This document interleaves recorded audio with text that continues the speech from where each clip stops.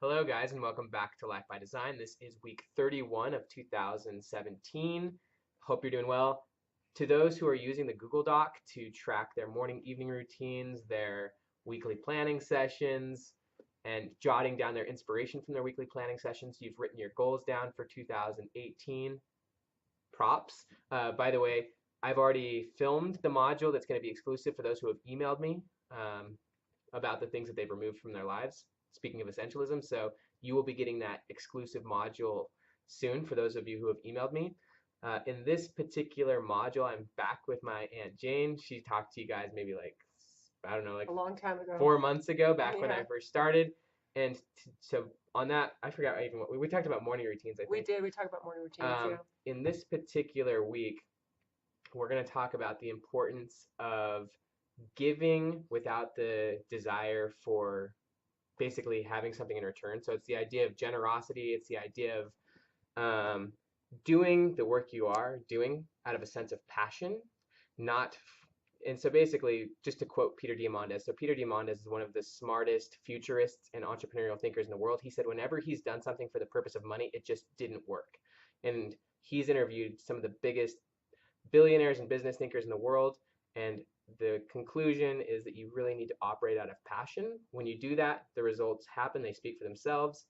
And so what I wanted to talk about with Jane, because she's such an abundant thinker, such a big thinker, is the idea of doing the work you do solely to give with no expectation of return, and how has that changed your business? Yeah, so just now when you just said that, because I didn't really know exactly what we're going to talk about till you just now said that, let me just give you a really quick story about how I started in the business that I'm in and why it's so abundant. So I spent a lot of time in the fitness arena of life. I used to own my own gym, and then I was in corporate America in fitness for a long time. And I made a lot of money, but I was so bitterly unhappy. Even though there was part of what I was doing that was serving people, I was helping people get fit. I was creating programs. At the end of my career, I was in a corporate position where I was in management, and there was some satisfaction, but with all the money that I made, I was extremely unhappy. So I had an opportunity to restart my dad's business. So it's Ben's grandpa. He had passed away. His business had died with him. So I was basically starting a business all over, as you know, right? Yep. And I knew that I was going to be starting from ground zero. I knew I was going to be making no money, which honestly, at that point in my life, I didn't care because I wanted to be happy and I wanted to serve.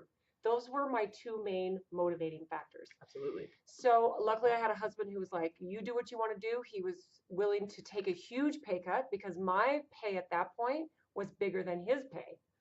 So it's kind of like we took a big lifestyle hit because he wanted me to be happy, and I really just wanted to not only get out of the corporate wheel, I wanted to find joy in helping people get healthy on the level that I knew I could. So for the first 2 years, when I restarted my dad's company, I made this much money. I mean, I paid myself this much money. Now, I had the luxury of doing that because my husband was supporting me. But our lifestyle did take a great big hit, which was huge. But what I found happened is people were coming back at me with, "You changed my life this way because I met you and I took this and I took what you said and I applied it. My life changed in this way." And then what I've done, I've been going now 16 years. So I've been going a long time now. But what I find is every single time I'm generous or every single time I give without any expectation of anything in return, my business just explodes. Every single time I do that. Changes the motivation of your work. Everything. And so it's kind of like it's a hard concept to get when you are used to barely waiting until the next paycheck comes to make your bills and to make a living. Yeah. It's really hard to get into that mindset. So the first thing that I believe that everyone can do is to give of your time and your knowledge and your expertise. That's the first thing that you can give, because if that doesn't cost anything, it's not a monetary. This is costing me a physical thing. So now what I'm able to do is I'm able to give physical things. If someone is in need of something, a product that I have and maybe they can't afford it or whatever is their situation, I give. In fact, we have a big family. There's Ben's mom is one of my sisters, and there's 14 kids in our family. Yeah. And one of the things that was a motivating factor for me for restarting my dad's company was to provide all these herbal remedies for all of us. So I don't charge any of my siblings. This is something that I do because it provides huge value. And some of my siblings over the years have been like, "Are you sure I can't pay you? I want to, it feels like you just give too much." But I'm telling you, the more you give and the more value you bring to people, the more abundance just flows at you. Yeah. It's amazing.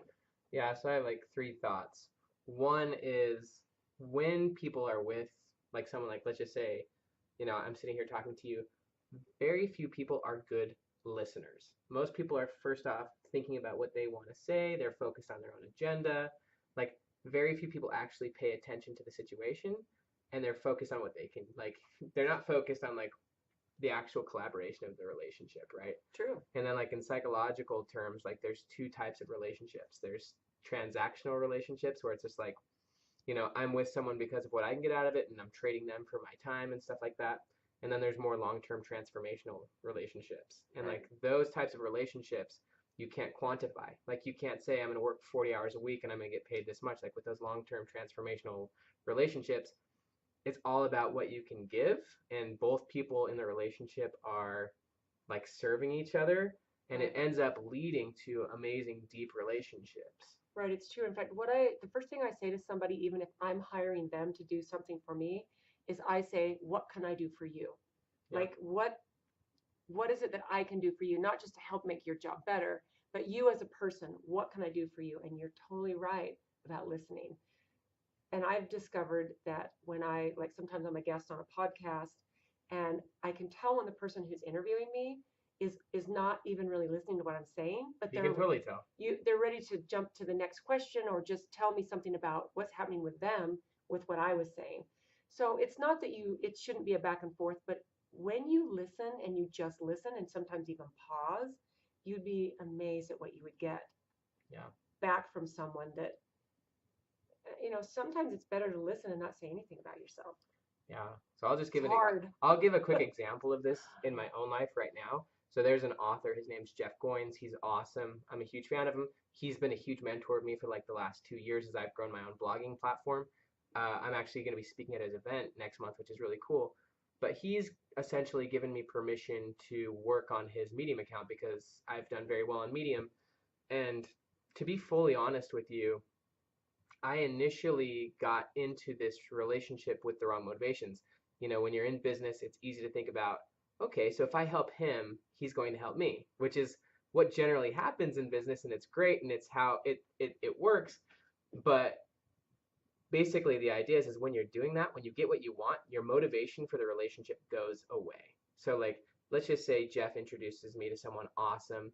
Am I still going to be motivated to help him on his Medium stuff? Or because I got what I wanted out of the relationship, am I going to stop? Is my motivation going to be completely dropped? And I can just say, when people's motivation is what they can get, once they get it, they no longer want to do the work. It's the same reason like when a lot of writers, they can't make it after they get their book deal, is because that was their core motivation in the first place, was what they could get out of it, rather than like, I want to just write because of what I can give. And so once they get what they want, their motivation just drops. And I've had to kind of look in the mirror recently and say, you know what? This relationship is more important than what I'm going to get out of it. And so I've been thinking more in line of what can I give to this? How can I just serve? How can I give?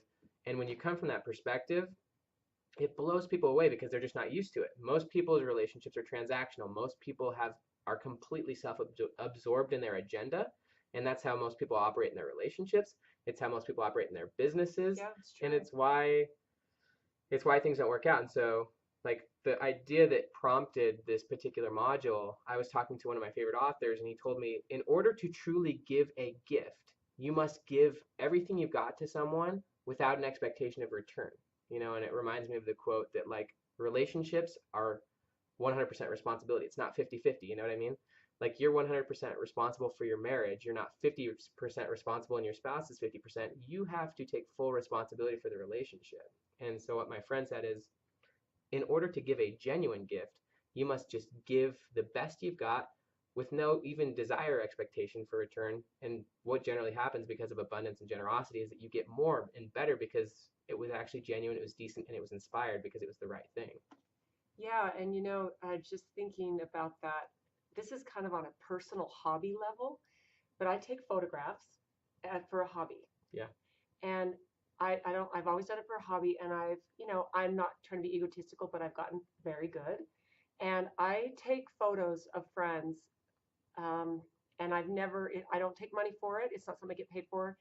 And sometimes people are blown away, but over the years, I've been doing this for probably 25 years, where I just take photographs, professional photographs. I edit them and Photoshop them, and it gives me such joy, and it gives the people that I get to take these photographs for such joy that what I get back out of that is undescribable. Yeah. I mean, it's a little thing like that too, not just something in business, but when you take this to the business level, where you go in saying, what can I contribute, rather than what do I get out of it, everything changes.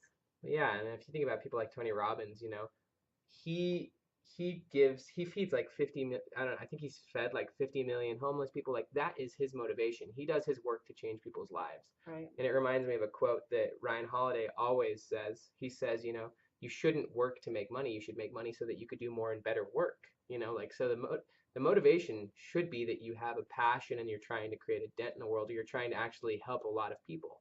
And the best entrepreneurs in the world, the best people to have relationships with, are the people who just have a passion for actually creating change, doing good things, serving, and those are the type of businesses that succeed. So I'll just, I guess, finish with two quotes. You can share your last thoughts. So Joe Polish, who's a really smart guy, he says that the world gives to the givers and takes from the takers. And then Napoleon Hill said, "It is literally true that the fastest and best way to succeed is to help others succeed." And so there's lots of ideas behind that, but I've seen it in my own life. I know that it's true that like you can tell when people are agenda driven. You can tell when people are just genuine and have a desire to do high quality work to engage in long-term relationships. And so I guess I'll have my challenge after you. Do you have any closing thoughts? I just think that if you're not used to this mindset where it's give rather than what do I get, because I think every single person that's alive, we our normal instinct is to survive. In order to do that, we need to make money. We want abundance. We want. So to swap to the mindset of what can I give rather than what do I get out of this takes a little bit of practice. So practice it in all the little things that you do, in every single situation you go into. Say, well, not what do I get out of this? Even like going to dinner with someone maybe you don't want to go with. Well, what can I give to this situation? So start it with little things, because it can be a bit of a difficult mindset to get into, but once you make that swap, it will change your life in unbelievable ways. And the only way for you to experience it is to do it. So that's what I would say. Just start doing it, because it can be an easy mindset once you start doing it. Yeah. So designers, I just want to just emphasize all of this. If you want to be successful in life and business, you need to get good with people. It really simply reminds me of the book How to Win Friends and Influence People. It has to be about the other person.